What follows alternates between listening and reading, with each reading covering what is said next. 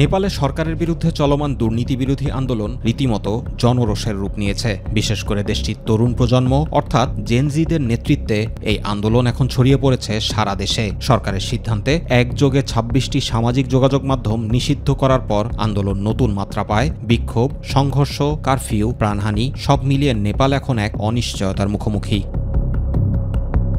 সোমবার সকালে রাজধানীর কাঠমান্ডুর বানেশ্বর এলাকা থেকে এই বিক্ষোভ শুরু হয়। অল্প সময়ের মধ্যেই তা পুরো শহরে ছড়িয়ে পড়ে। বিক্ষোভ ঠেকাতে সরকারের তরফ থেকে বন্ধ করে দেওয়া হয় ফেসবুক, হোয়াটসঅ্যাপ, ইউটিউব, এক্স সহ ২৬টি জনপ্রিয় সামাজিক যোগাযোগ মাধ্যম। এর প্রতিবাদেই রাস্তায় নেমে আসে হাজার হাজার তরুণ। পরিস্থিতি নিয়ন্ত্রণে police rubber bullet, tear gas ও জল কামান ব্যবহার করে। সংঘর্ষে এ পর্যন্ত ১৯ জনের প্রাণহানির খবর পাওয়া গেছে। আহত হয়েছেন শতাধিক মানুষ।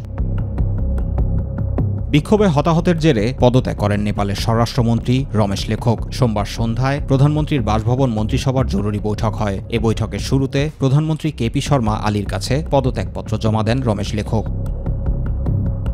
অবশ্য চাপে পড়ে সোমবার সন্ধ্যায় সকল সামাজিক যোগাযোগ মাধ্যম আবার চালু করে সরকার। প্রধানমন্ত্রী কেপি শর্মা ওলি মন্ত্রিসভার জরুরি বৈঠক ডাকেন এবং পরিস্থিতি পর্যালোচনা করেন। নিরাপত্তা পরিস্থিতি উদ্বেগজনক হওয়ায় বাতিল করা হয় বাংলাদেশ নেপালের মধ্যকার নির্ধারিত ফুটবল ম্যাচটিও।